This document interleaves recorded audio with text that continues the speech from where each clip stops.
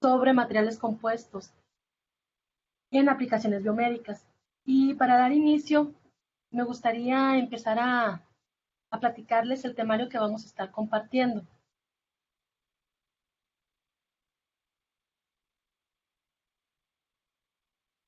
Nosotros vamos a estar revisando durante esta semana lo que serían materiales compuestos para regeneración de tejido, nanocompuestos para tratamiento y detección del cáncer, materiales compuestos para biosensores, así como otras aplicaciones biomédicas de materiales compuestos.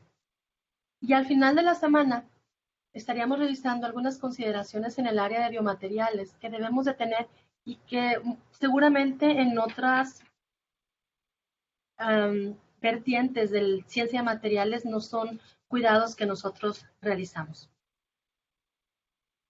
La evaluación del módulo va a contemplar 4 actividades que básicamente son 4 lecturas o realización de un tutorial y la propuesta de un biomaterial al final de la semana que contaría un 60%, mientras que las actividades de lecturas o de comprobación de lectura un 10%. Para tratar de no tener una semana muy cargada, las lecturas trataremos de que sean pues bastante ágiles o digamos breves. A manera de introducción, tendremos que empezar con un área muy general, que es bioingeniería. Bioingeniería, Ramakrishna, la define como la aplicación de conceptos y métodos de ciencias físicas y matemáticas en un enfoque de ingeniería hacia la solución de problemas en la reparación y reconstrucción de pérdidas, daños o tejidos muertos. De aquí parte a otra definición, que es cualquier material para este fin va a ser referido como biomaterial.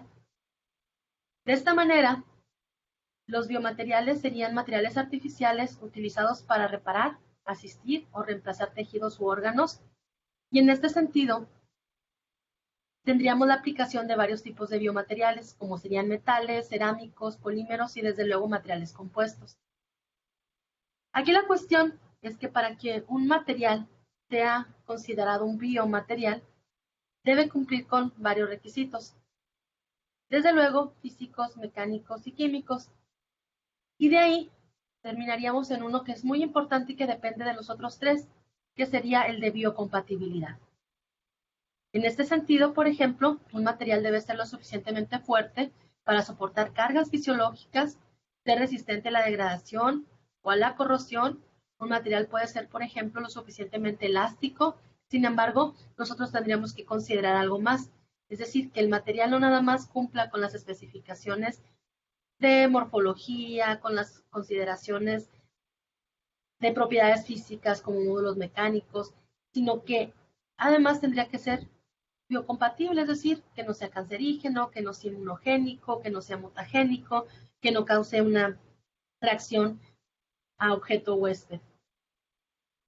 Y de ahí, entonces tendríamos que ir definiendo qué sería lo que nosotros vamos a considerar actualmente como un biomaterial, porque los biomateriales realmente no son nuevos.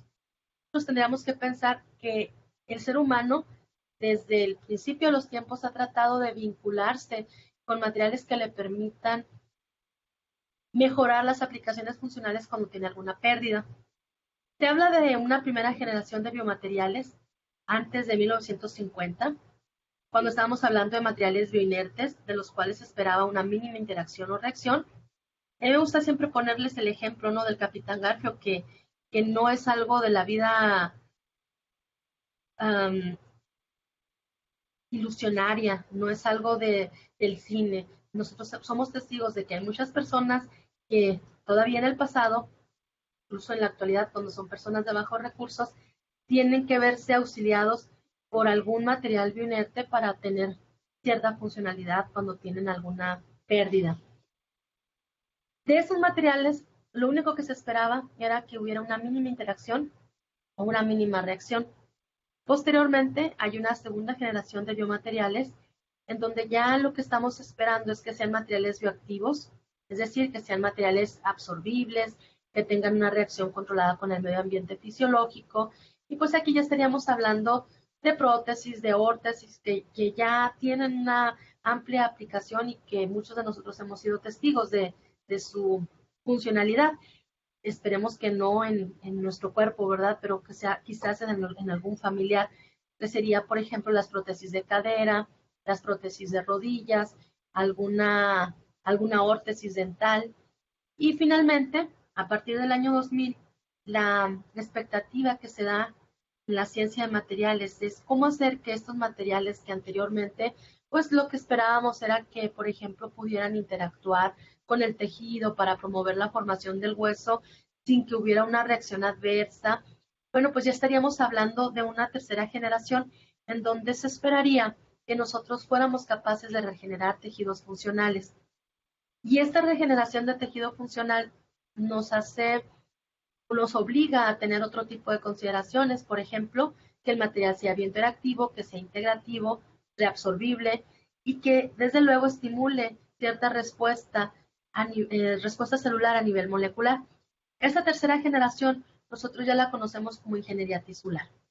Ahora, desde el punto de vista comercial, desde el punto de vista ya de todo un ciclo de vida de producto, nosotros tendríamos que pensar que al hablar de un biomaterial estamos hablando en el mismo sentido que cualquier otro tipo de producto. Es decir, estamos nosotros pensando en un material que nos va a ser útil para ser aplicado en una aplicación médica y a final de cuentas estamos pensando en un producto que va a salir al mercado. Entonces tenemos que pensar en esas características o atributos del producto, en un proceso de producción, cómo lo vamos a producir. Actualmente las técnicas de laboratorio distan bastante de las que se pueden producir en masa. De ahí también que el costo de gran parte de los productos que logran atravesar por una serie de pruebas sea bastante elevado. Hay que trabajar también en ese proceso de producción para tratar de reducir el costo. Hay que pensar en esos materiales que vamos a utilizar y es justamente lo que nos tiene aquí, en donde podemos utilizar metales, polímeros, cerámicos, materiales compuestos, aunque también tendríamos que señalar que desafortunadamente para los que son muy expertos en la parte metálica, bueno, pues la parte metálica se queda muy en la segunda generación de materiales, a pesar de todas las ventajas que tienen, aunque se siguen comercializando, porque también hay que decirlo, son los que se están comercializando actualmente, mientras que esta tercer vertiente le abre un camino más amplio a la parte de polímeros, cuando ya estamos evaluando la cuestión de desempeño de producto o de los productos generados durante la disposición final. Y esta disposición final puede ser una disposición final en el mismo cuerpo humano o una disposición después de alguna extracción o de alguna cirugía. Dentro de los usos de biomateriales, pues hay una infinidad de oportunidades. Cualquier parte del cuerpo humano prácticamente se convierte en una oportunidad de investigación para cualquiera de nosotros. Estamos hablando desde el sistema óseo, desde el sistema nervioso, el sistema cardíaco, en fin. Nosotros podemos hacer referencias a que estas aplicaciones de biomateriales siguen todavía estando, pues prácticamente, podríamos decirlo, casi en pañales, así es que se abre una ventana de investigación, una oportunidad de investigación bastante amplia para todos. Los dispositivos médicos más comunes que se han utilizado son las válvulas cardíacas, las de cadera y las de rodilla artificiales, que ya tienen bastante tiempo comercializándose, los implantes dentales, las fijaciones internas y externas de fracturas, materiales para reparación de piel o bien capas para diálisis, y en ese sentido son capas que se utilizan para apoyar funciones de riñón o lentes intraoculares, de los cuales también nosotros podemos visualizar su amplio uso, sobre todo cuando estamos hablando de pacientes que sufrieron alguna cirugía por catarata. Y bueno, uno de los materiales que más se ha utilizado a la hora de hablar de regeneración de tejido son los denominados soportes o andamios. Los soportes o andamios pueden ser descritos como una estructura artificial usada para apoyar la formación tridimensional de tejido y pueden ser usados como sistemas acelulares, es decir, sin células, o bien como vehículos para células o fármacos, o incluso podemos hablar de sistemas celulares. Aquí en la imagen estoy mostrando un ejemplo de un material que prácticamente es bicapas. tenemos una fase que está compuesta por, Adriana, perdona que te interrumpa. ¿sí? Sabes que no estamos viendo la presentación. A lo mejor ahí fue mi error de no decirte desde un principio. No sabía si estabas compartiendo o no. Sí, sí se está Sí, compartiendo. A ver, pero voy a sabes poner que no la vemos. No sé si le pudieras poner claro, ahí abajo compartir o a ver, no sé por qué no la vemos. a ver si aquí. Abajito ya ves, dice ahí, ándale, ahí está cargando la presentación. Sí, sí, Ahí ya puedo ver tu pantalla, Adriana. Perdone, Adriana, sí, no, no, discúlpame. no se preocupe, al contrario, cualquier cosa, siéntanse en la libertad de comentarlo. Y bueno, aquí está la imagen entonces del material. Este es un material bicapas. Tenemos una primera fase de seda, en donde estamos utilizando prácticamente la parte del soporte que tendría contacto con el cartílago. El cartílago requiere un tamaño de poro mucho más pequeño que la fase de hueso, de tal manera que se produce un material que tiene ambas fases para que podamos utilizarlo con un poro más grande en el hueso, en la cuestión de un soporte elaborado a base de cerámica. ¿Qué se espera de este material? Bueno, se espera que una vez implantado en el sitio lesionado, el material acelular permita la colonización de células para propósitos de regeneración y alternativamente también los soportes pueden ser combinados con diferentes tipos de células para promover la formación de hueso in vivo por medio de la diferenciación del linaje celular. Aquí hay que tener pues también cuidado, ¿verdad? Cuando nosotros estamos hablando de que un soporte puede ser combinado con células, bueno, pues estaríamos haciendo uso de células que pueden ser del mismo paciente que ya está lesionado, de una persona externa, de alguien ajeno, o bien de algún animal. Entonces, pues hay que tener ahí las consideraciones distintas dependiendo del tipo de implante celular que se vaya a hacer. Un soporte ideal para ingeniería tisular de hueso debe ser capaz de permitir la viabilidad celular, adherencia, proliferación, diferenciación osteogénica, vascularización, integración y además tener las suficientes habilidades para carga mecánica. ¿Qué otros requerimientos se esperan para un material que va a ser aplicado, por ejemplo, en este caso en hueso? Aunque eso también se pudiera aplicar a cualquier otro tipo de biomaterial, ¿no? Se espera que evite la respuesta inmune, que involucre cirugías de mínima invasión, selección de técnicas de esterilización, procesos reproducibles a alta escala, cumplimiento de los requerimientos legales, que esto es algo que nos puede llevar una gran cantidad de tiempo desde el inicio de nuestra investigación y esto hay que contemplarlo. Avances recientes también han permitido que el desarrollo de nuevos biomateriales permita la estructura 3D del hueso en términos de propiedades mecánicas, así como las osteoinductivas, osteoconductivas y osteogénicas. Sin embargo, a pesar de esto, aquí se abre otra ventana.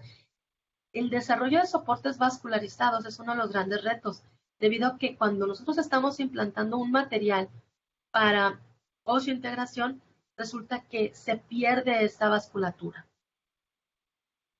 Pues bueno, en resumen, ¿verdad? ¿Qué se requiere para que un soporte pueda cumplir con las características necesarias para ser aplicado, por ejemplo, en este caso en hueso?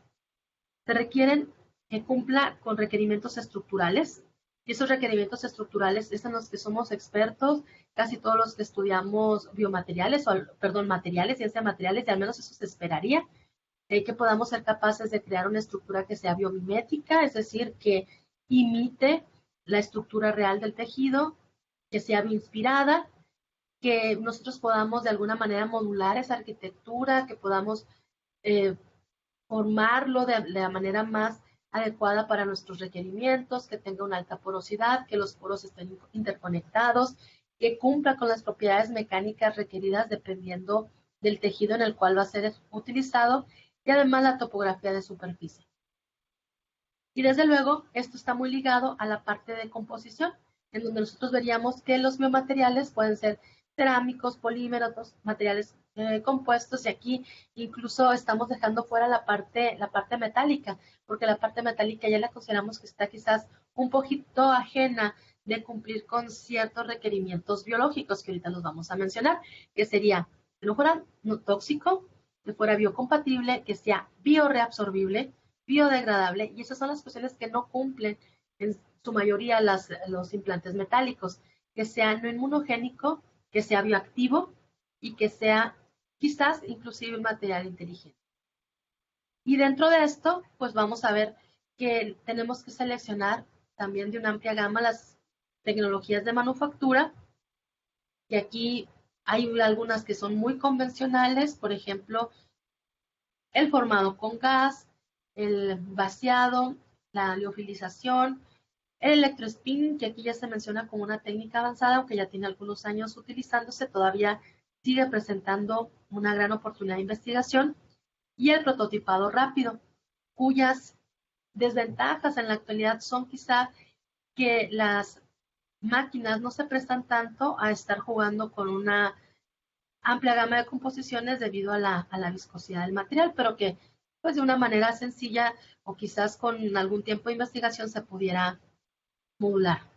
¿Y esto qué nos permitiría? Bueno, nos permitiría formar un soporte que permita la adhesión celular, la viabilidad celular, desde luego que las células penetren dentro de ese soporte, lo que les permitiría también proliferar, permitir una integración en el huésped, permitir también una carga, una diferenciación ostogénica y un crecimiento vascular. Y entonces, bueno, pues básicamente, ¿a qué estaríamos haciendo referencia? Estaríamos haciendo referencia a que tendríamos poros interconectados cuya alta porosidad nos permitiría asegurar la penetración celular, el crecimiento vascular y la difusión de nutrientes, así como también eliminar productos de desecho. ¿Qué se espera? Que esos productos de desecho, bueno, pues sean materiales que sean absorbibles por el organismo, asimilables, y que permita la colonización celular por medio del tamaño de poro adecuado. En el caso de hueso, por ejemplo, se habla de un tamaño de poro que permite una vascularización de entre 200 a 500 micras. Sin embargo, bueno, pues también para el transporte de nutrientes, para el crecimiento del hueso hacia adentro, bueno, también tendríamos que hablar de poros a nivel nanométrico.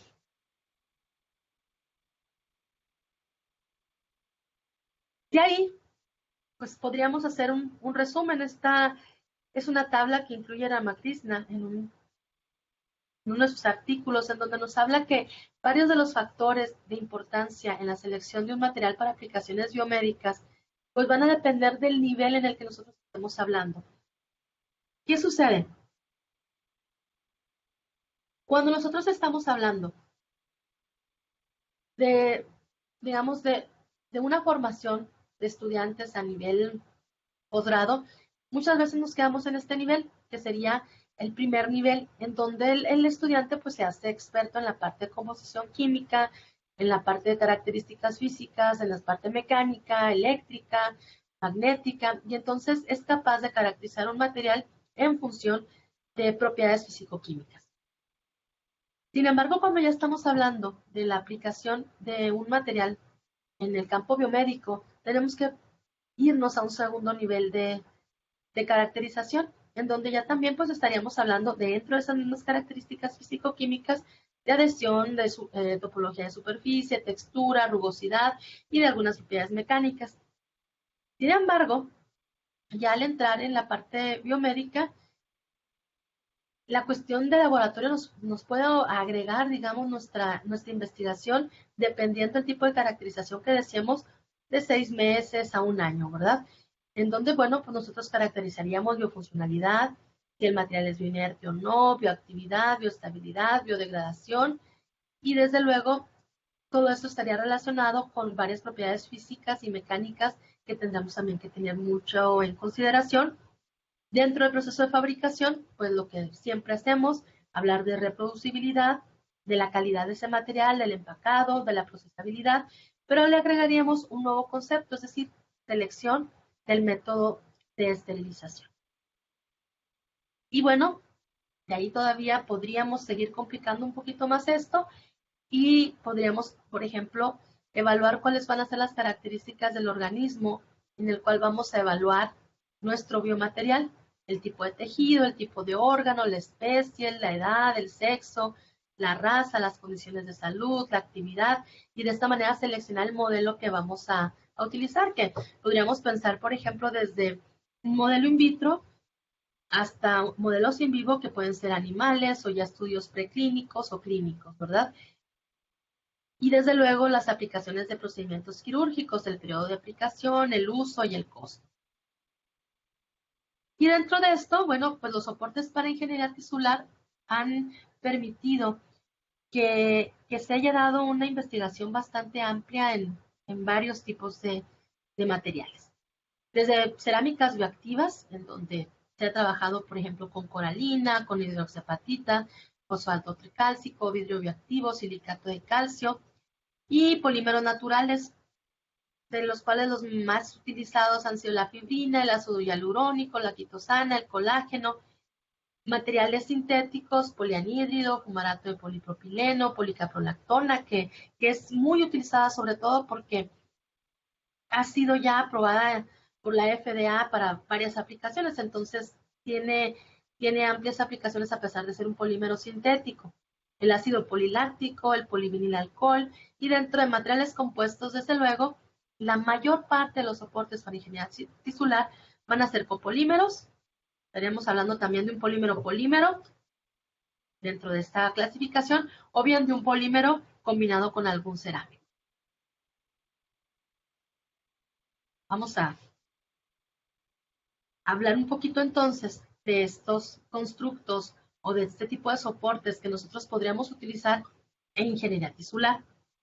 Dentro de ingeniería tisular podemos clasificar los materiales que vamos a emplear como soportes temporales, que son materiales que nosotros planeamos que van a cumplir una función, por ejemplo, una regeneración de algún tejido, y que gradualmente van a desaparecer después de que su uso sea completado.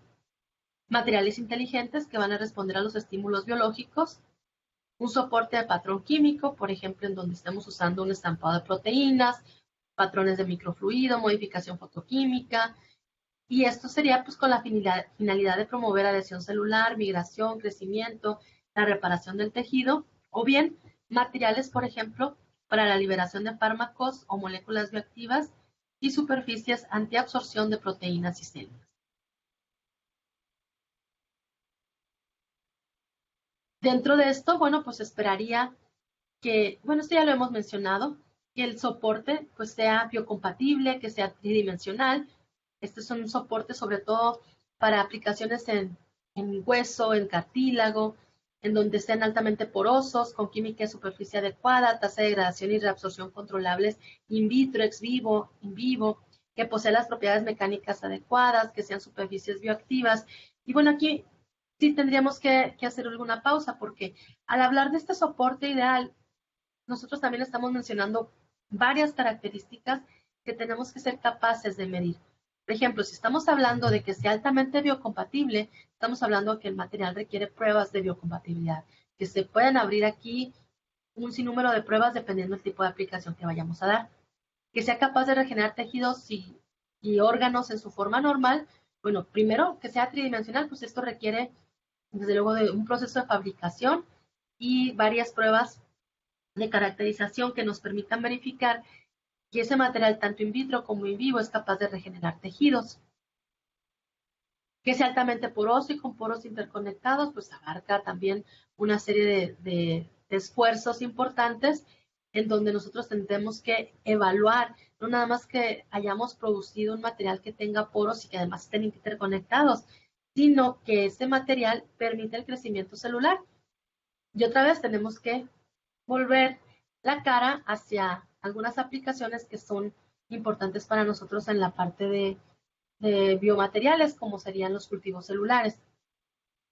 La química de superficie adecuada para permitir la adhesión celular, la migración, proliferación y diferenciación.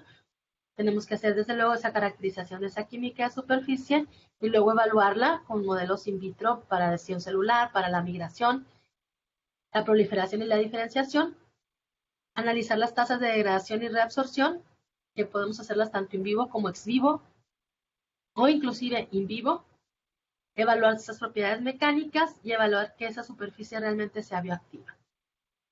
Y como hemos estado mencionando bastante la cuestión de biocompatibilidad, pues vamos a dar una breve definición. Más adelante entraríamos un poquito más de lleno a la cuestión de biocompatibilidad.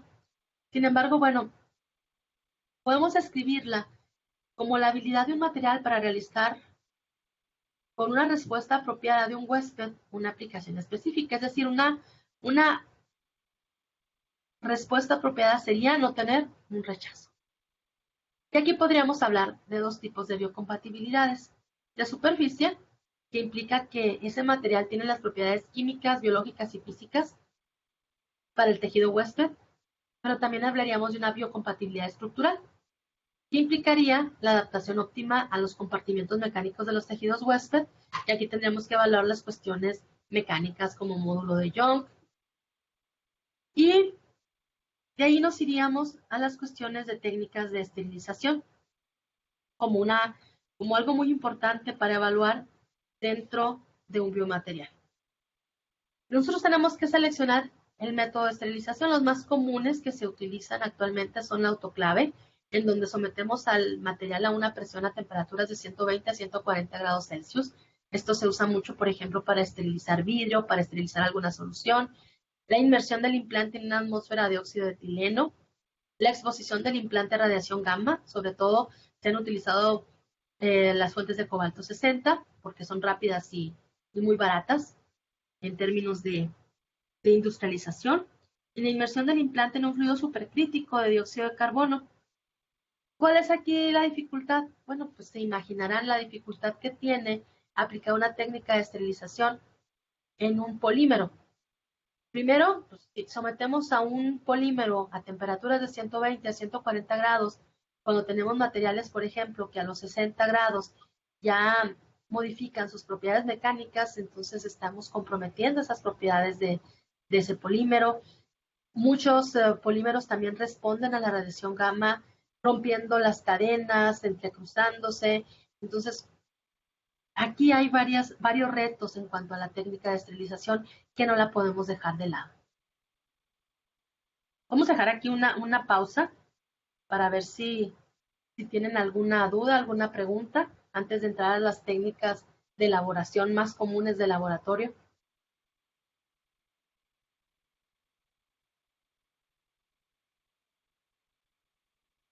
Bueno, entonces continuamos un poquito con esas técnicas de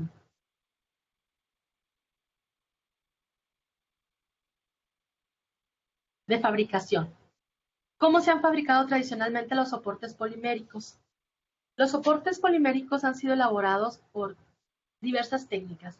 Una de las más comunes es la de vaciado y lixiviación de partículas, en donde nosotros utilizamos un polímero y lo que hacemos con este polímero es que le agregamos, por ejemplo, un material que no sea miscible, por ejemplo, agua, y al agua le ponemos alguna partícula.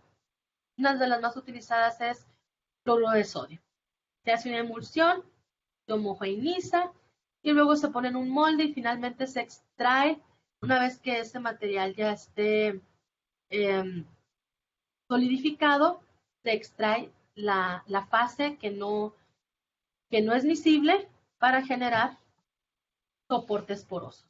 Inclusive muchas veces esto se hace con un simple enjuague en una solución de agua, por ejemplo, para sacar la sal.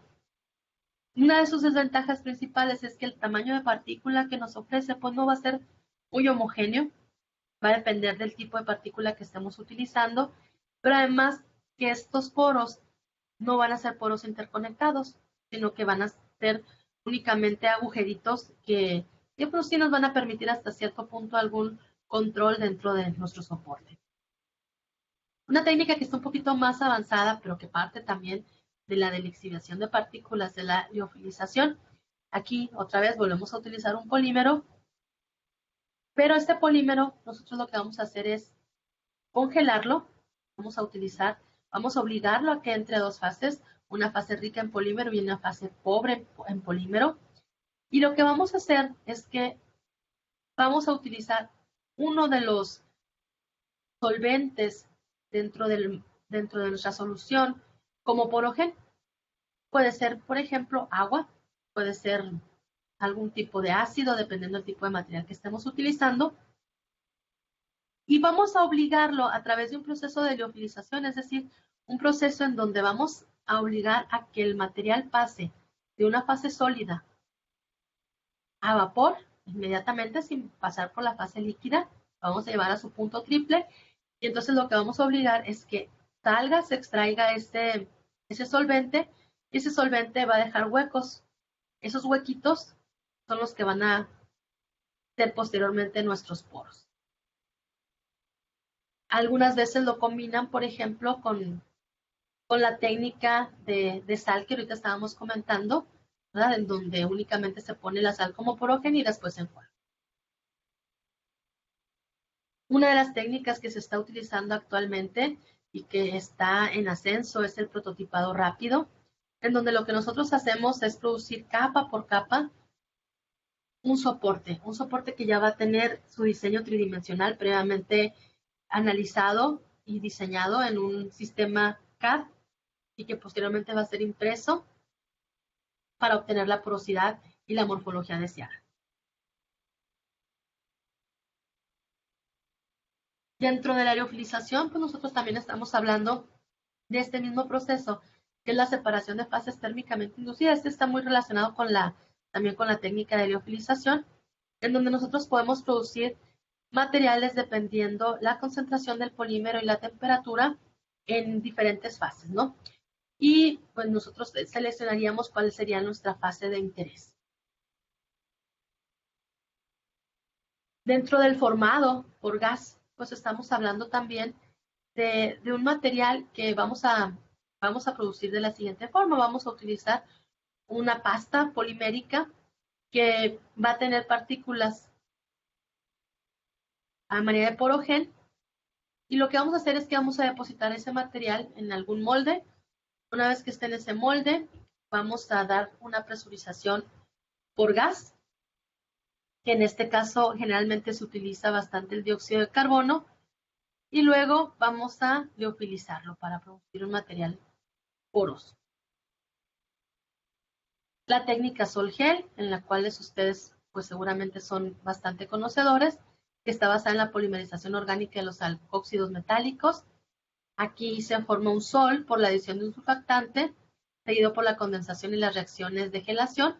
Tenemos una solución precursora y por medio de una polimerización por hidrólisis se produce un sol. Este proceso permite la fabricación de cerámica, de vidrio, en forma de polvos ultrafinos, partículas delgadas, fibras cerámicas y desde luego aerogeles.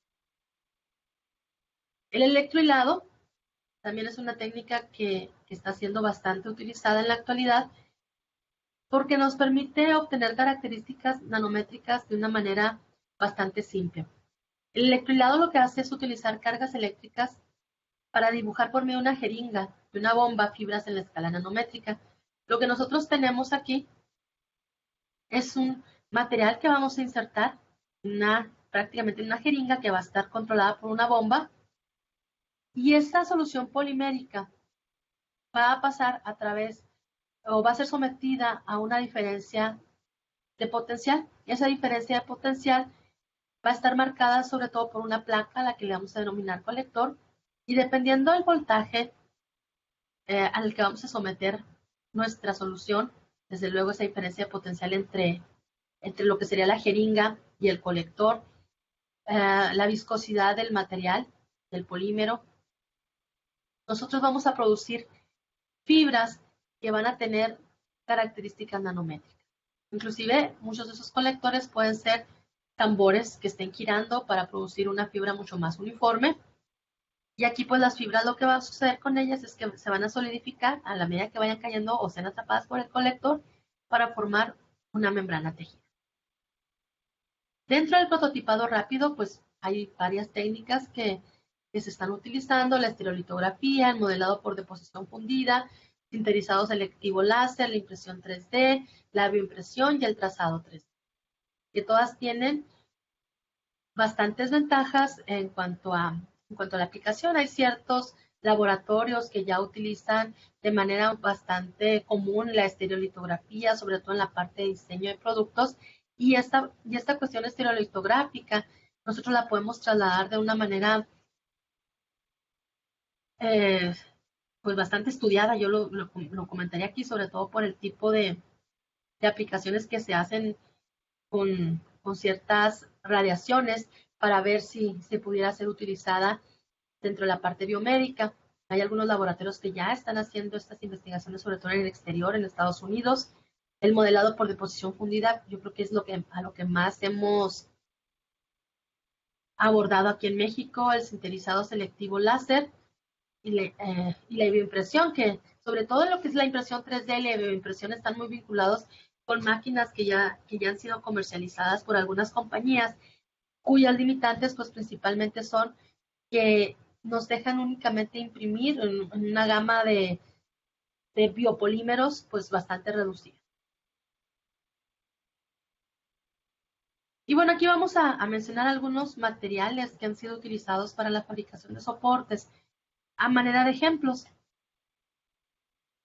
Desde polímeros, por ejemplo, gran parte de polímeros han sido utilizados en varias aplicaciones médicas, principalmente porque están disponibles en una amplia variedad de composiciones. Y vamos a hablar de que podemos producir ese polímero en forma sólida, en fibras, en tejidos, en películas, en geles, y esto hace que en aplicaciones de carga les permita ser muy flexibles y muy débiles para cumplir con la demanda mecánica para ciertas aplicaciones. Aquí se pueden absorber líquidos y desde luego la dificultad principal es que podemos tener algunos productos que no son deseables dentro de la parte de aplicaciones biomédicas, como algunos monómeros, algunos rellenos, algunos plastificantes. Y desde luego, la limitante es que el proceso de esterilización pues, puede afectar las propiedades del polímero. Ya anteriormente pues, se han utilizado algunos polímeros comunes, el PVC, el polietileno, el polipropileno, el polimetilmetacrilato, el poliestireno. ¿Y en qué aplicaciones han tenido principalmente su actuación destacada? Pues en aplicaciones, por ejemplo, de bolsas para sangre, que aunque parezca que esto es algo muy simple, pues resulta que no, ¿verdad? La bolsa, por ejemplo, tiene que tener las propiedades químicas para que no se permita la coagulación de la sangre, porque si no, entonces ya no sería útil. En empacado quirúrgico, en dispositivos de diálisis, en catéter, en conectores, en cánulas. El polietileno, por ejemplo, se ha utilizado bastante en todo lo que serían los botes farmacéuticos, en catéteres, en contenedores. El polipropileno en jeringas, en membranas de oxigenación, en suturas. Y así, cada uno de estos pues ha tenido aplicaciones interesantes.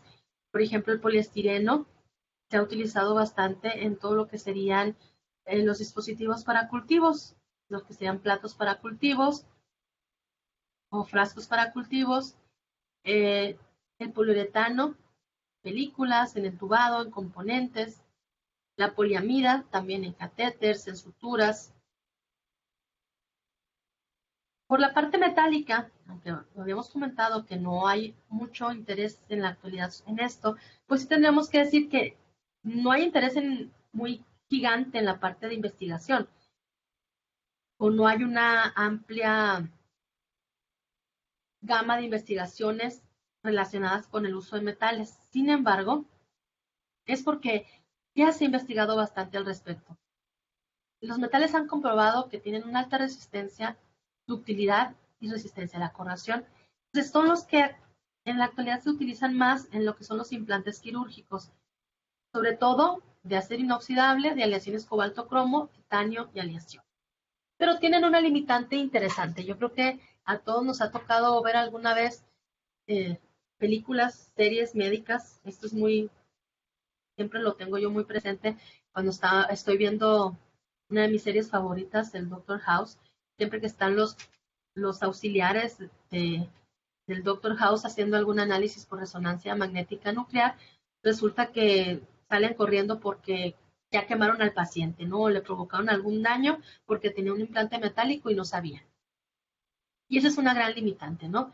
Resulta que los metales son muy sensibles y tienden a calentarse, de tal manera que no son muy útiles en sistemas de diagnósticos, en tomografía computarizada y en resonancia magnética nuclear. Igual, son sensibles a la corrosión, por lo que liberan iones metálicos, y estos iones metálicos pueden causar alergia y reacciones a los tejidos, lo que ha implicado también, por ejemplo, que un rechazo a un implante involucre una nueva cirugía. Sin embargo, bueno, pues gran parte de esto ha sido aliviado por las aplicaciones amplias que ha tenido el titanio debido a su excelente biocompatibilidad. Y este quizás sea uno de los metales que todavía veo con amplias publicaciones.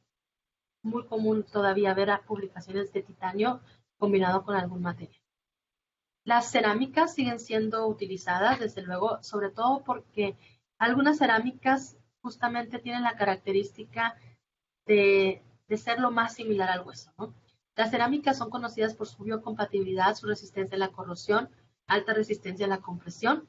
Sin embargo, son frágiles, tienen bajo esfuerzo a la fractura, dificultad en la fabricación, y estas limitaciones involucran pues el desarrollo de nuevos materiales compuestos como una alternativa en las aplicaciones de bioingeniería. Algunas cerámicas bioinertes que se han utilizado son, por ejemplo, las hidroxiapatitas, las alúminas, los óxidos de aluminio, y han sido utilizadas desde antes desde los años 70, desde la década de los 70, y todavía se siguen utilizando. Todavía es muy común ver publicaciones, sobre todo, en donde nosotros sabemos que el hueso tiene una fase denominada hidroxiapatita, entonces nosotros tratamos de combinar la hidroxiapatita sintética para aumentar la biocompatibilidad de nuestro material. Y desde luego, tendríamos que llegar a los materiales compuestos.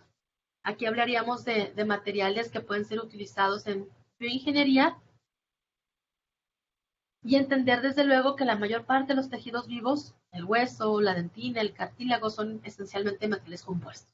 Así es que desarrollar un biocomposito no es otra cosa más que tratar de mimetizar lo que ya la naturaleza por sí sola formó. La anisotropía de las propiedades elásticas de los tejidos biológicos aquí tiene que ser considerada como uno de los criterios de diseño esenciales para implantes hechos de biomateriales compuestos. Y aquí, pues tratar también de visualizar que los módulos elásticos, tanto de los metales y de las cerámicas, una de sus limitantes es que son de 10 a 20 veces más altas que los tejidos duros, lo que hace que los materiales poliméricos sean más utilizados, más investigados, al menos en su fase polimérica, ¿verdad?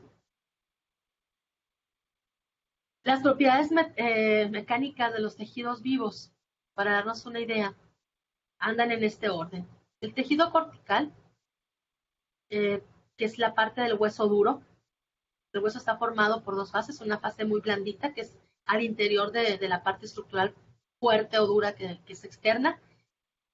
Tiene un módulo de 17 gigapascales, la dirección longitudinal, en la transversal de 12.8. El hueso blando tiene un módulo de 0.4 gigapascales. Y aquí ya estaríamos hablando, por ejemplo, de dos sustancias que componen el esmalte o la dentina a los dientes, con módulos de 84.3 gigapascales y de 11 gigapascales. Esto hace, por ejemplo, que se vuelva quizás difícil encontrar un material polimérico que pueda cumplir con estos módulos. Si bien es cierto, las cerámicas y los metales sí logran cumplirlos, también tenemos la cuestión de su fragilidad o las cuestiones de biocompatibilidad. Las propiedades mecánicas de los tejidos suaves pues ya son también mucho más bajas. El cartílago articular anda en el orden de 10.5 megapascales, los ligamentos 303 megapascales, los tendones 401 megapascales, la piel de 0.1, 0.2 megapascales. Y bueno, ¿Cómo le podemos hacer entonces para abarcar este tipo de módulos tan grandes? Por un lado tenemos los de los tejidos duros, por otro lado los de los tejidos blandos, con materiales sin necesidad de meternos en problemas. Aquí hay una limitante bastante interesante. Por ejemplo, en el caso del hueso. En el caso del hueso, si nosotros ponemos un soporte que tenga una fuerza bastante elevada, resulta que lo que estamos promoviendo es que el hueso tenga menor densidad y por lo tanto se va a empezar a descalcificar.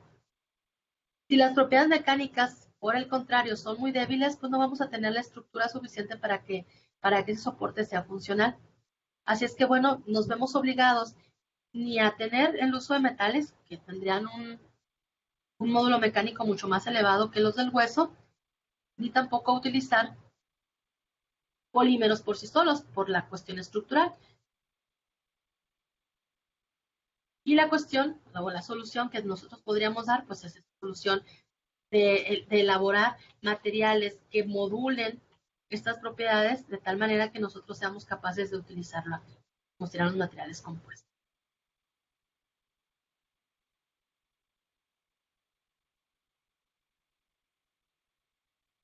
Dentro de esos materiales compuestos, pues podemos hablar de materiales que pueden ser cortos, como las fibras, como hojuelas. En las cuestiones de materiales continuos, podríamos hablar de materiales 2D o de materiales 3D. En materiales 2D, la elaboración de películas, sobre todo las películas para aplicaciones en piel. Los materiales compuestos 3D, que aquí ya van a tener diferentes estructuras y estas aplicaciones ya son para tejidos internos como el hueso, o bien podemos elaborar también materiales compuestos en forma de partículas o de polvos. Sobre todo para la cuestión de liberación de fármacos.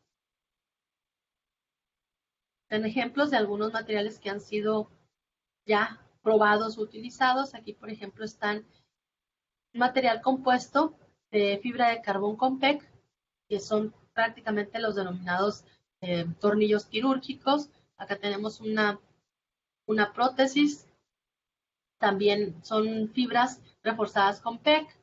Tenemos fibras de carbono reforzadas con un composito epóxico y estas son para unas placas de hueso. Dentro de los materiales compuestos poliméricos más utilizados, pues tendríamos que hacer mención también de que se han utilizado polímeros no absorbibles, polímeros parcialmente absorbibles y polímeros completamente absorbibles. Dentro de los completamente absorbibles, hacemos referencia a todos los derivados del ácido poliláctico, algunos materiales parcialmente absorbibles, como ya serían materiales compuestos de fibras de carbono con PLA, PGA, o algunos materiales compuestos que combinen algún cerámico como la hidroxiapatita. En los compositos no absorbibles estaríamos hablando de polímeros que estén combinados con algún otro tipo de cerámico o inclusive algunos metales. Eso es algo, por ejemplo, que nosotros estaríamos esperando que no se produjera en nuestro material. Sabemos que va a existir corrosión del implante y esta corrosión del implante, que es una de las, digamos, de las inconvenientes más importantes en las aplicaciones de metales en biomateriales, es justamente esa liberación de iones que producen algún tipo de rechazo. Aquí como comentario, ¿verdad? Los efectos de la radiación gamma en los polímeros. Y esto es como parte de los métodos de esterilización, pues, para ver que todavía existen muchas limitantes y por lo tanto muchas áreas de investigación.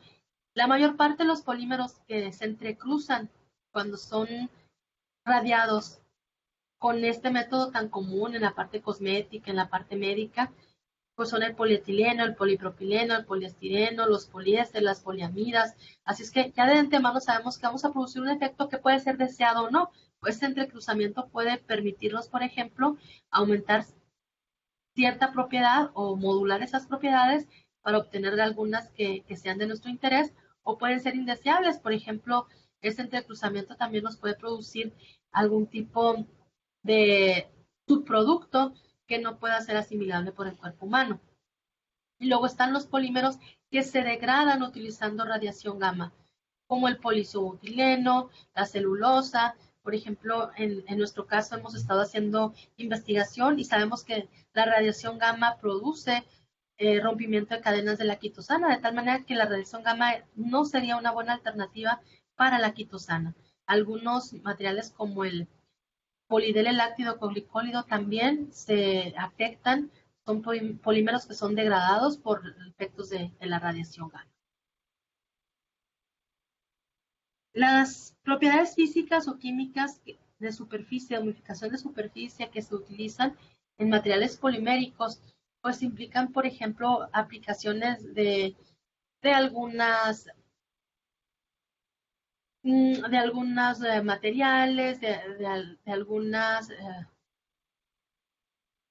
cubiertas. Y entonces, en ese sentido, pues, por ejemplo, para aumentar la compatibilidad a la sangre, se pueden utilizar grupos octadecilos, se pueden utilizar aditivos de silicón, se pueden hacer, por ejemplo, hidrogeles radiados, de tal manera que nosotros aumentemos esa biocompatibilidad. Para, por ejemplo, también para influenciar la adhesión celular y el crecimiento, podemos utilizar superficies oxidadas de poliestireno, podemos usar películas de acetona depositadas por plasma, y en fin, hay varios tratamientos que se le pueden dar a los materiales con la intención de mejorar esa biocompatibilidad. Dentro de esas cuestiones de biocompatibilidad que habíamos mencionado, pues estábamos hablando también de las cuestiones morfológicas. Aquí se muestra un material que se pretende utilizar en aplicaciones de hueso y vemos pues estructuras celulares de diferente tipo, ¿no? Son materiales distintos y estamos viendo un diferente tipo de morfología. Dentro de materiales compuestos, bueno, esto ya lo estábamos revisando ahorita. Bueno, la lista de material de polímeros biomédicos que se han utilizado. Aquí vamos a estar viendo varios ejemplos, así de manera muy rápida. Ya estábamos hablando también de polímeros que no se degradan y que siguen teniendo aplicaciones médicas como el polietileno, el polipropileno, el poliuretano, el PVC. Estaríamos hablando del PEC, que sobre todo ha sido bastante utilizado en las cuestiones de polímeros ya comercializables, copolímeros de PGA y PLLA, las aplicaciones en tejido duro, pues que abarcan reparación de fracturas y placas de hueso. Este es un ejemplo de placas de hueso realizadas con carbono, fibras de carbono y PEC. También se han utilizado uñas intramedulares con fibras de carbono y PEC, instrumentación para la espina dorsal. Es en donde seguimos viendo la aplicación de metales, el acero inoxidable, aleaciones cobalto-cromo, reemplazos de cadera total, también siguen siendo líderes del acero inoxidable, y el acetábulo, también con polietileno de ultra alta densidad, y otras uniones de reemplazo, pues incluyen tobillo, dedo del pie, hombros, codo, muñecas, articulaciones, así como fibras de carbono para promover alta resistencia. Sigue siendo también una oportunidad de investigación en cemento para huesos. Y se utiliza, bueno, nosotros cuando estamos haciendo un implante, para poder fijar correctamente ese implante, pues se utiliza un cemento. Uno de esos primeros métodos era ajustar a presión la prótesis articular en el hueso utilizando el llamado cemento óseo. Actualmente uno de los más utilizados es el polimetilmetacrilato, también llamado hueso acrílico, que es autopolimerizable y contiene polvos de PMMA y monómeros de MMA líquidos. La función de este material es transferir la carga de la prótesis al hueso o aumentar la capacidad de carga. Sin embargo, pues hay un problema, el deterioro de la interfaz cemento, implante cemento o hueso con el tiempo, lo que nos lleva a problemas de fallas mecánicas o inestabilidades. En aplicaciones dentales estaríamos viendo la necesidad todavía de hacer investigación en el revestimiento de cavidades, llenado de cavidades, cementación, endodoncia, coronas, puentes, prótesis. Y aquí hay también la oportunidad interesante.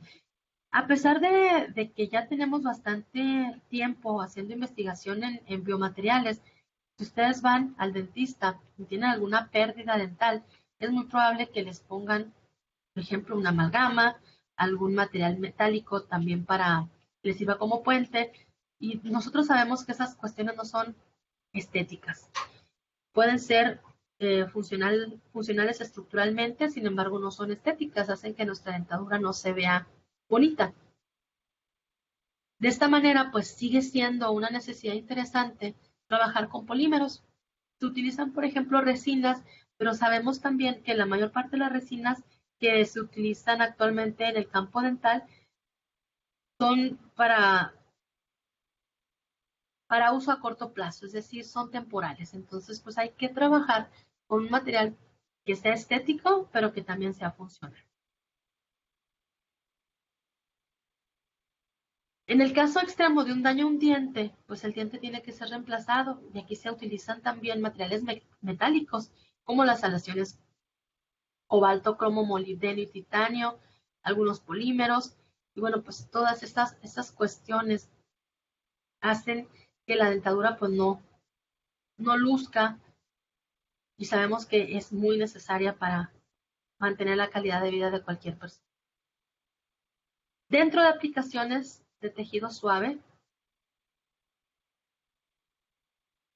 hay también bastante interés todavía en la elaboración de implantes para cirugía, de tal manera que se puedan corregir defectos congénitos de desarrollo, defectos adquiridos debido a un trauma o extirpación tumoral, por ejemplo, de hueso, de piel. Aquí, pues, se utilizan algunas funciones o se espera que estos soportes tengan algunas funciones importantes, como serían llenar el espacio de algún defecto, encerrarlo, almacenarlo, aislarlo, transportar algo en el cuerpo, proporcionar mecánica de apoyo o servir de andamio para el crecimiento del tejido.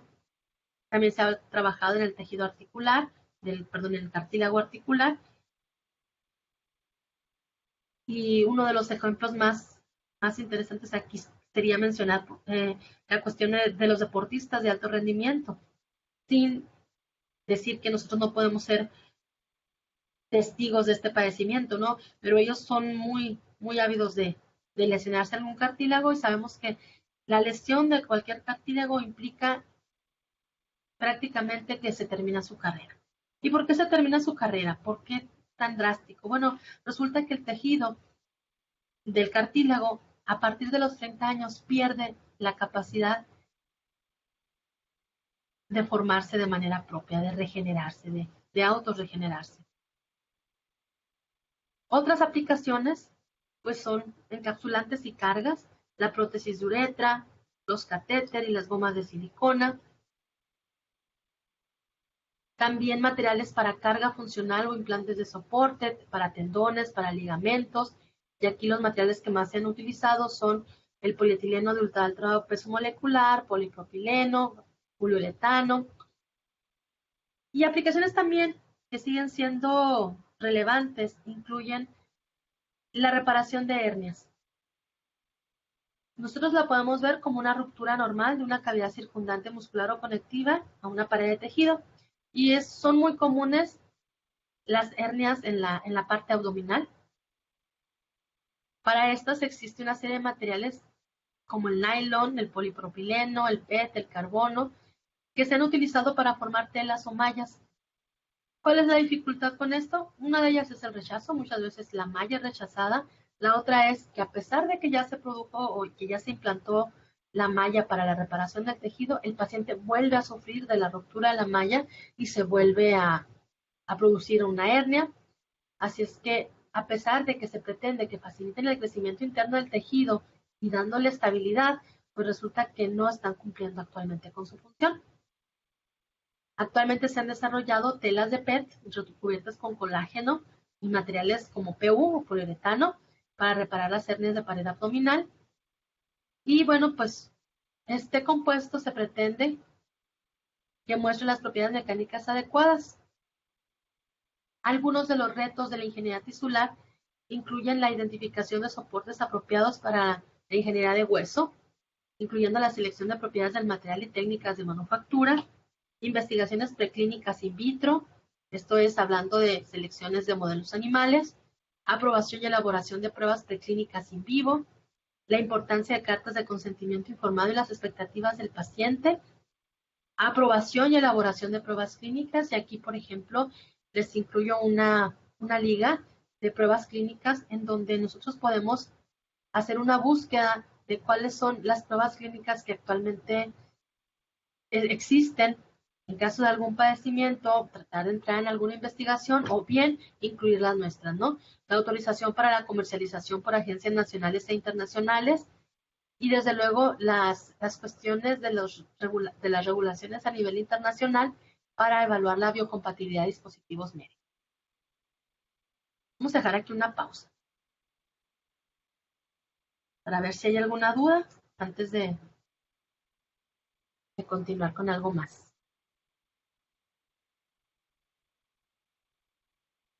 Adriana, yo quisiera ver nada más si nos pudieras compartir esos,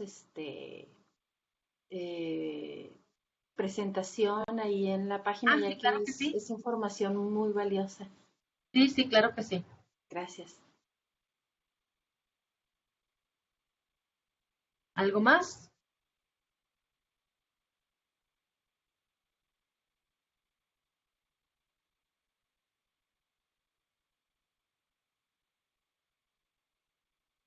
Bueno, vamos a platicar entonces de un concepto que es muy útil a la hora de estar hablando de materiales para uso en aplicaciones de hueso. Y en este caso,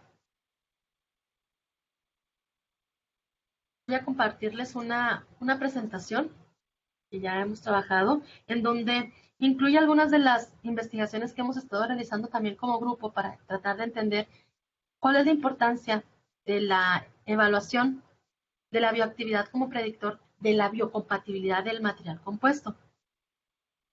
Y aquí, bueno, entender otra vez dentro de las bases de la ingeniería tisular, cómo la ingeniería tisular se dedica a mejorar, a mantener o a recuperar tejidos. Eso es lo que espera. Entonces, en ese sentido, pues la ingeniería tisular va a estar apoyada por varias áreas del conocimiento: biología, medicina, farmacología, biomateriales, materiales, física y diseño. Dentro de los retos de la ciencia de biomateriales, todo hablando de ingeniería tisular de hueso, estaríamos hablando de que a pesar de que a cualquiera de nosotros vayamos a sufrir alguna fractura, también tenemos que entender que esas fracturas no siempre se curan al 100%. Hay, por ejemplo, retrasos en la sanación del tejido de entre un 10 a un 15% de las personas, y muchas veces estos tejidos pues ya no se pueden recuperar, de tal manera que se han dado otras alternativas como los aloinjertos, es decir, injertos de alguna persona de la misma especie, digamos, de algún organismo de la misma especie. En este caso, por ejemplo, podríamos hablar de un hombre que le va a donar tejido a otro hombre, ¿no? Esto puede tener duración limitada, rechazo, o bien hablando de bancos de tejido. Los autoinjertos, es decir, que al mismo paciente le quiten una parte de su tejido para ponérselo en otra parte. Por ejemplo, alguien que nace con algún defecto óseo, algún defecto, no sé, algún niño que le falta un dedito, además, pues le quitan piel de la pompa, de la panza, ¿verdad? Para extraer masa. Sin embargo, esa masa es muy limitada, por lo tanto, la regeneración a través de un autoinjerto pues no es tan fácil. La elaboración más bien la aplicación de alguna prótesis o implante, que bueno, generan dolor constante, desaprovechan la fuerza regeneradora del organismo. Tendremos que entender que una prótesis no tiene la facultad de regenerar el tejido, tienen un tiempo de vida limitado, algunas de ellas estaríamos hablando de 10 a 15 años de vida, producen productos de degradación que no son necesariamente compatibles con el organismo y desde luego la elevación del riesgo quirúrgico conforme avanza la edad. Aquí podríamos hablar de una prótesis de cadera, ¿verdad? Si se implanta alrededor de los 40 o 50 años, pues el paciente puede tener un riesgo quirúrgico asociado, pero cuando haya que cambiarle la prótesis de cadera, pues ya tiene 60 años y a los 60 años ya tiene alta presión, ya tiene diabetes, entonces el riesgo quirúrgico va a aumentar. Aquí también, pues hablar de la importancia de los biomateriales en cuanto a la cantidad de dinero o de número de dispositivos que nosotros podemos generar. Esto también nos da una idea del amplio campo en donde nosotros podríamos utilizar nuestro conocimiento.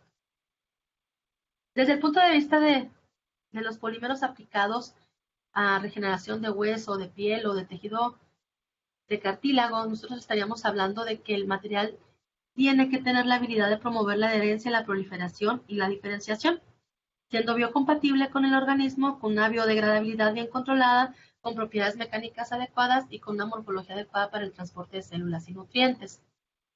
De esta manera, lo que nosotros pretenderíamos sería aprovechar la interacción con el tejido a través de la liberación de moléculas activas que se pueden incluir dentro del mismo soporte, estimular los mecanismos naturales de transducción de señales, de adhesión, de proliferación, de diferenciación y de potenciar la fuerza regeneradora del organismo.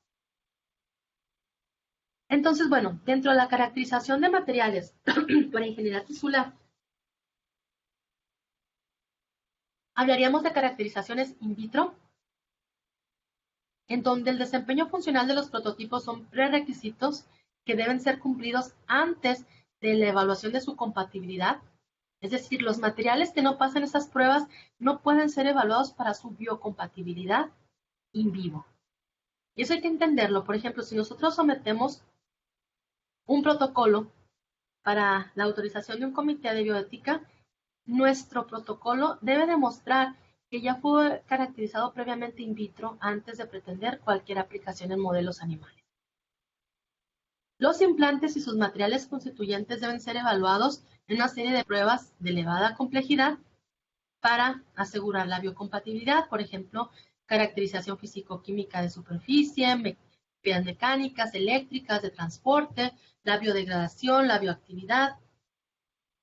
Y las ventajas de estas mediciones in vitro las podemos ver visualizadas en tres cosas, ¿no? Por un lado, son requeridas por la mayor parte de las agencias regulatorias. Nos las van a pedir, nos van a pedir los resultados antes de dar cualquier aprobación. Aquí también es interesante hacer el comentario. Nosotros en nuestros laboratorios hacemos pruebas a un material. Sin embargo, esas pruebas no necesariamente van a ser aceptadas por una agencia regulatoria. ¿Por qué? Bueno, porque se requiere que sean realizadas en un laboratorio que esté certificado de tal manera que nosotros podamos garantizar su reproducibilidad. Las pruebas in vitro también minimizan el uso de animales de laboratorio y miden parámetros relevantes, aunque no estemos seguros de lo que va a ocurrir en vivo. Esto hay que decirlo. El que un material pase pruebas in vitro no necesariamente implica que el material va a pasar las pruebas en vivo. Para poder entrar así en materia, vamos a mencionar algunas propiedades importantes del hueso. El hueso es un tejido conectivo mineralizado. Vamos a usar esto para darles el ejemplo de la bioactividad y la biocompatibilidad. Es un material que permite el hueso es un tejido que permite la locomoción, soporte y protección del tejido.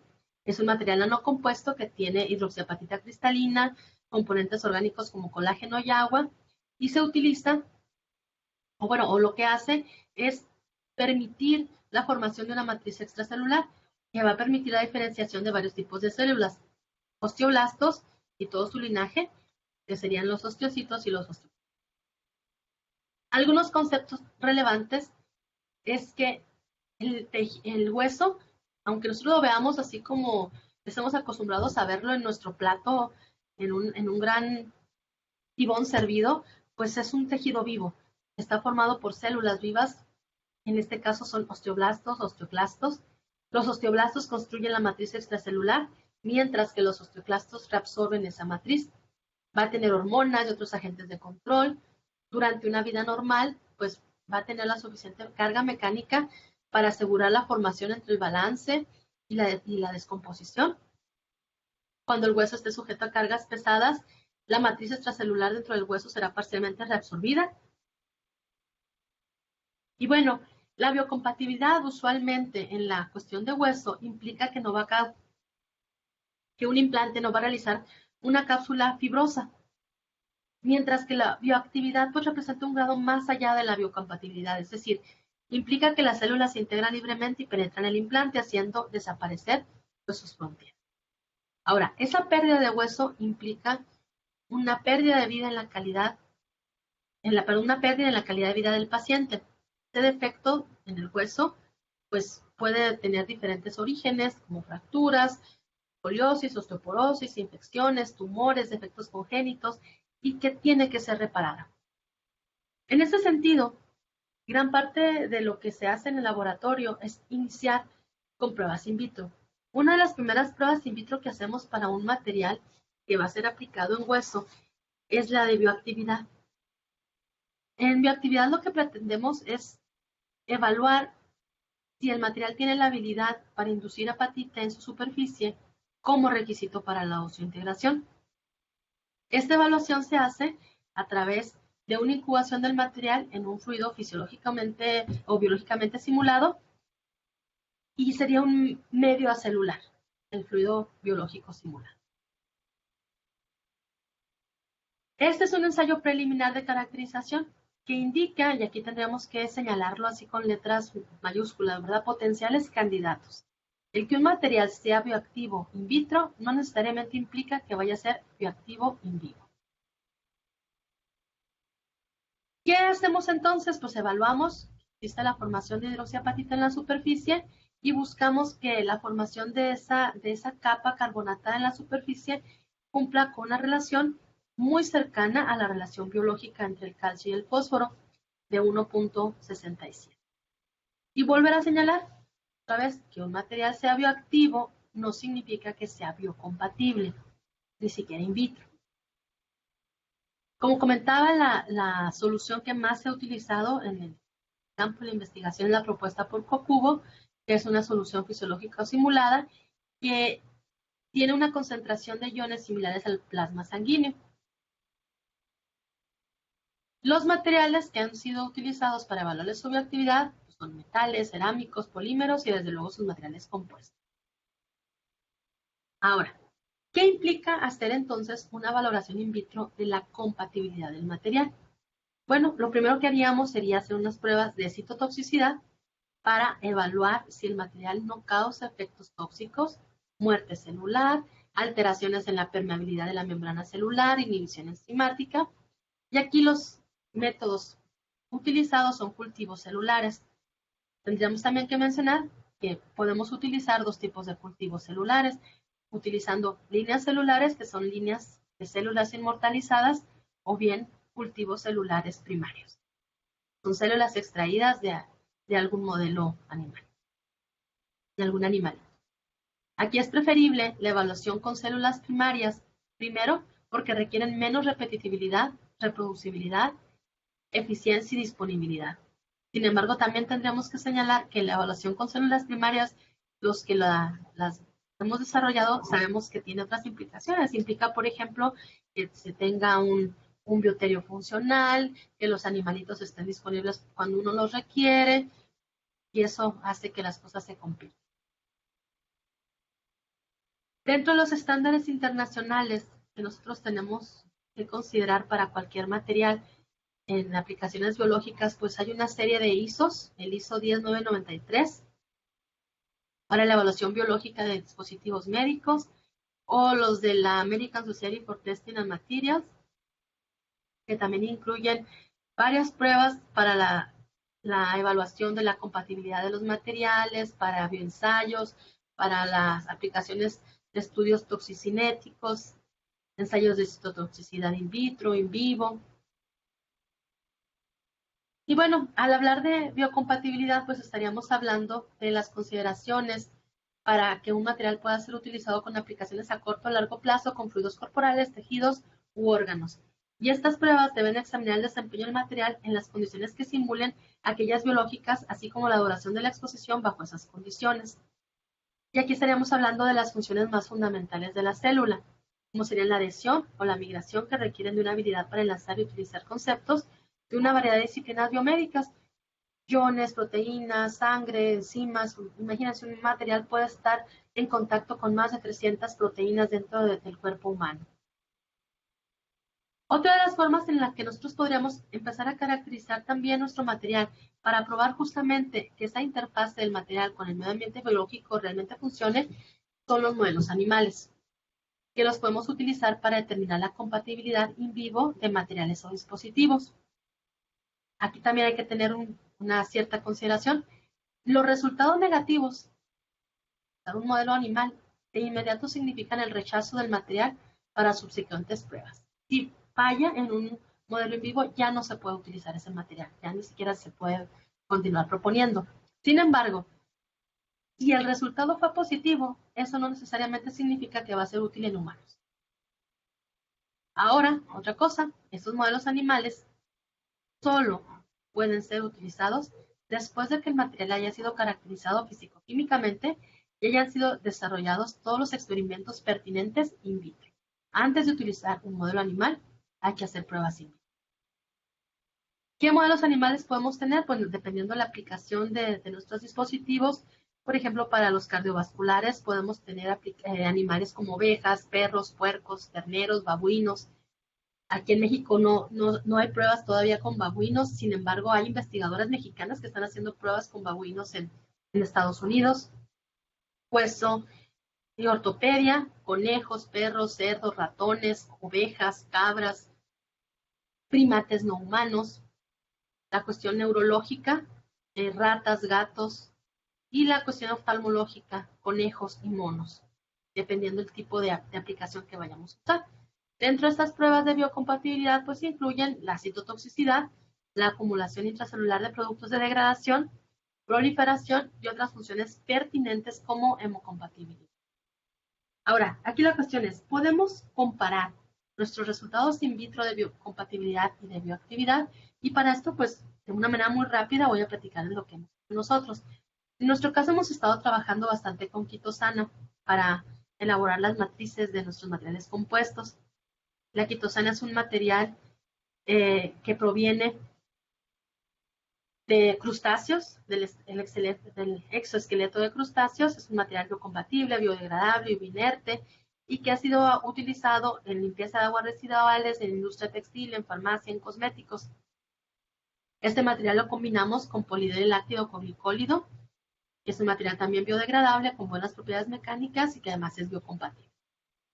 También hemos estado trabajando con la corteza de un material del sur del país, la mimosa temiflora, conocida como el tepescohuite. Es un material también que ha demostrado que tiene propiedades regenerativas dérmicas y que contiene varios metabolitos como flavonoides, taninos, arabinogalactanos como regeneradores dérmicos, o inclusive algunos metabolitos como taninos, quinonas y saponinas como antibióticos. Y nuestro grupo pues ha estado trabajando en demostrar las propiedades bioactivas de este material. ¿Qué hemos hecho? Bueno, en una fase 1 se ha analizado este material desde el punto de vista químico y físico-químico. Se ha elaborado pruebas in vitro en incubación en SBF para evaluar su bioactividad, y también se han hecho estudios de biocompatibilidad in vitro, como adhesión, proliferación, citotoxicidad y expresión de fenotipo y genotipo. Hay algunas aquí publicaciones. Este artículo, por ejemplo, involucró toda la evaluación de las propiedades físico-químicas. Luego hicimos la publicación de las propiedades bioactivas de este material, en donde mostramos que el material era capaz de producir esas pequeñas formaciones que parecen coliflores o racimos de uvas, que no son otra cosa más que precipitaciones de calcio y fósforo que se van formando y que van produciendo la fase de hidroxiapatita.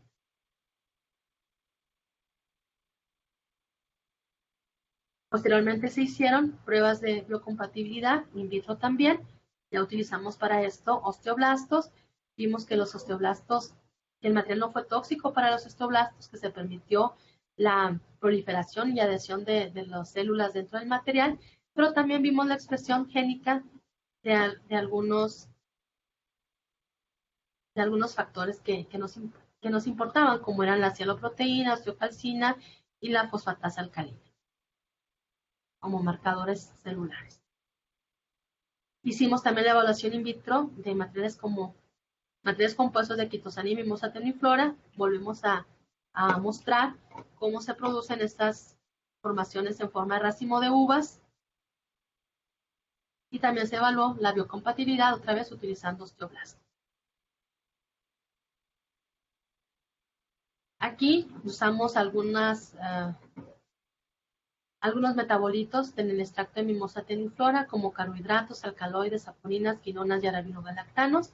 Y vimos también cómo se van produciendo, dependiendo cómo vaya aumentando el tiempo, pues algunos grupos funcionales de interés, los carbonatos y los fosfatos, y la formación de la hidroxiapatita conforme iba avanzando el tiempo en nuestros materiales compuestos.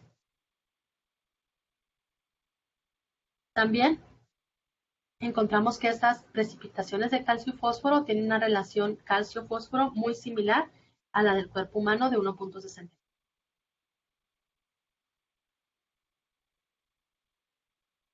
Imágenes de osteoblastos dentro de las matrices y cómo se fueron cuantificando tanto el ADN como el ensayo de citotoxicidad, el MTT, y la expresión de la fosfatasa alcalina dentro. Bueno, pues aquí no se pueden desvalorizar las pruebas in vitro, debido a que nos permiten visualizar una tendencia en los resultados que nos pueden ayudar a salvar una vida. ¿Y cuál vida es la que estamos salvando? Pues la vida de un animal de laboratorio. También es importante considerarlo desde el punto de vista ético. Los resultados in vitro no son definitivos y deben ser comprobados mediante pruebas subsecuentes de elevada complejidad. Y los resultados muestran que materiales que mineralizaron con el fluido fisiológico simulado, pues mostraron buena compatibilidad in vitro. ¿Qué es lo que sigue? Bueno, pues sigue una evaluación ya in vivo de estos materiales y desde luego tendríamos que pensar en que tendríamos que visualizar que no es un camino fácil o sencillo. Los fármacos deben seguir un proceso de pruebas cuidadosas cumpliendo con las especificaciones de las agencias nacionales e internacionales. Y este desarrollo de fármacos nos puede abarcar, por ejemplo, para las compañías farmacéuticas de 2 y en el caso de nosotros, pues hasta 20 años, ¿no? De desarrollar todo ese tipo de pruebas hasta que podamos estar listos para comercializar. ¿Qué sigue? Bueno, pues siguen a hacer pruebas ya de biodegradación in vivo, fase preclínica. Por ejemplo, podríamos seguir jugando con materiales de impresión para tejidos en 3D, de tal manera que podamos producir una morfología más apropiada y, desde luego, meternos a la cuestión de física de radiaciones para evaluar los métodos de esterilización del material. Muy bien. Entonces, no sé si hay alguna duda. El día de hoy pues van a tener una actividad que es una lectura muy breve en la cual tienen que elaborar un mapa conceptual. Son métodos de elaboración de materiales para aplicaciones médicas y prácticamente está libre toda la semana para que lo realicen. Cualquier duda pues estoy para servirles. Hoy mismo incluimos las presentaciones para que las tengan a su disposición también. Buenos días, doctora. Yo tengo una pregunta. Sí, claro. Mire, supongamos que necesito realizar una implementación o sea, de un material en el hueso. Supongamos que yo lo necesito. ¿Cuál es el primer paso a seguir? Teniendo que se hace un estudio médico y de análisis en laboratorio, pero ¿cómo sería la compatibilidad entre el material y, se puede decir, con mi ADN o con mi caracterización fisiológica, sabiendo de que cada quien tiene diferentes tipos de material genético? Sería tomar una muestra de sangre y hacer de pruebas en laboratorio, ¿o cómo sería el primer paso? Justamente aquí radica la complejidad del uso de la elaboración de materiales, ¿no? Como yo les comentaba ahorita, los materiales primero tienen que pasar varias pruebas in vitro antes de ser utilizados en un animal. Una vez que son utilizados en un animal y que pasan la prueba de que en el animal no produjeron ninguna reacción adversa, hay pruebas inclusive ya muy sistémicas en donde inclusive se evalúa si no hay la liberación de alguna sustancia que no sea compatible, por ejemplo, por vías urinarias y demás. Y se ven ciertos tejidos, ¿no? En el animalito. Posteriormente se hacen pruebas preclínicas. Dentro de estas pruebas preclínicas, nosotros estaríamos hablando de que únicamente un material, y esto también es bien importante porque en el área de ciencia, los estudiantes, los más jovencitos, son los más intrépidos y aventureros. Cuando están utilizando un material, creen de manera bastante, digamos, ciego en las bondades de su material, inclusive lo utilizan en sí mismos para demostrar que el material tuvo alguna aplicación útil. Sin embargo, esto es bien riesgoso. Y es bien riesgoso justamente por lo que usted menciona. Hay una complejidad bastante importante en el cuerpo humano. No todos los seres humanos somos iguales. Hay ciertas características que nos hacen pertenecer a la especie y que son las que se evalúan en un laboratorio. Pero, por ejemplo, para que un material sea o posiblemente pueda ser utilizado de manera preclínica, estaríamos hablando de un paciente al que ya se le evaluaron otras alternativas ya probadas, no funcionan y ya no tenga más remedio, por así decirlo. Un paciente que está condenado a muerte y que si le ponen el implante es posible que le funcione. Y si no le funciona, bueno, pues ya sabemos que de todas maneras el paciente lamentablemente va a morir, ¿no? Esas son las primeras pruebas que se autorizan. O sea, no es tan fácil empezar a utilizar un material en el cuerpo humano. Y para Ok, eso hay que hacer muchas pruebas. ok, ok, doctora, muchas gracias. Sí, esa era mi duda, así de que si ya de una u otra manera ya se realizaron, porque ya hay pruebas en materiales, como comentaba usted, el polietileno y algunos otros, pero en qué momento ya decía uno, ok, es de acuerdo, ya puedo utilizarlo en el cuerpo humano, y cuáles son las pruebas que determinan en cuál humano va a ser, va a actuar bien, o sea, va a responder de una manera adecuada, ¿no? Entonces, como lo entendí, se considera que es como la última opción, En ya pro, la primera fase. Ya en así la es. última, bueno, ya es una muestra mucho más grande. Todavía hay materiales, por ejemplo, que siguen pasando pruebas. Ahorita hay un escándalo bastante interesante en Estados Unidos por la cuestión de unas prótesis de seno que están generando malestares bastante indeseables en sus huéspedes, ¿verdad? Y entonces, por ejemplo, aquí la FDA está respondiendo si se pueden seguir utilizando esos implantes o no, cuando ya tienen aproximadamente 10 años comercializándose.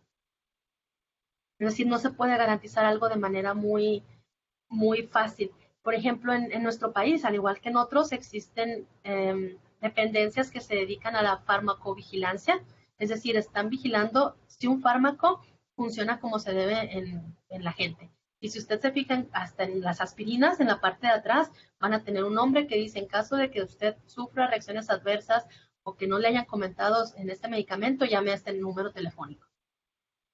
¿Por qué? Porque todavía se pueden presentar situaciones que no estén controladas. Ok, ok, doctora, muchas gracias. Por nada. ¿Algo más?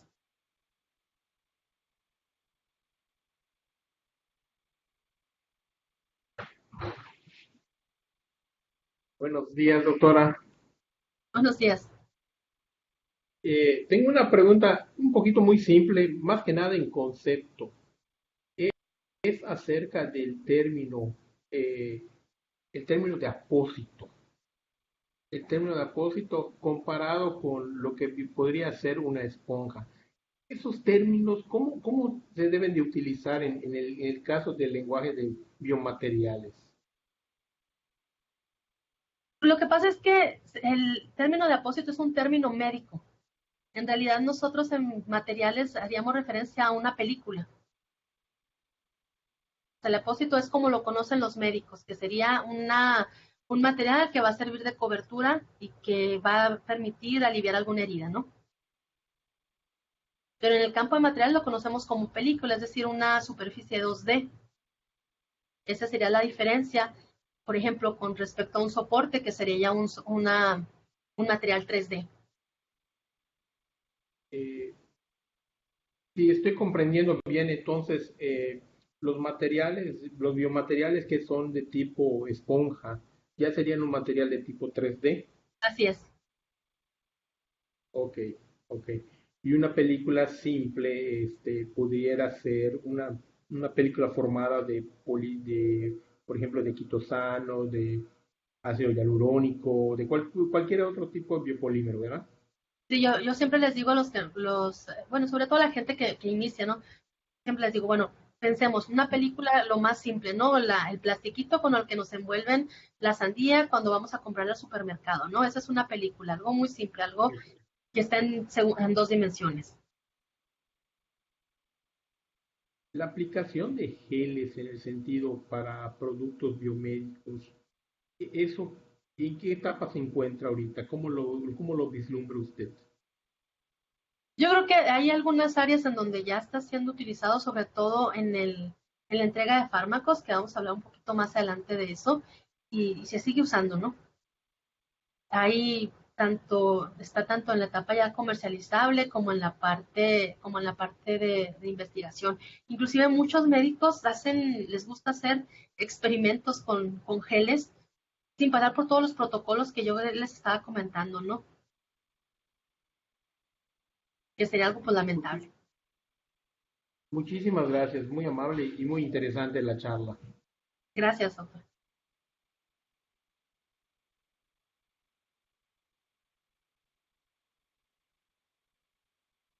¿Algo más?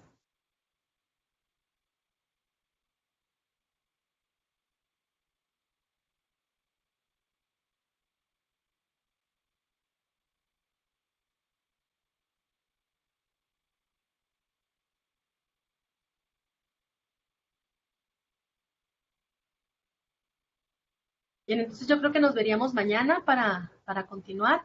Mañana vamos a tener la oportunidad de hablar de otro tipo de aplicaciones y yo creo que va a ser bastante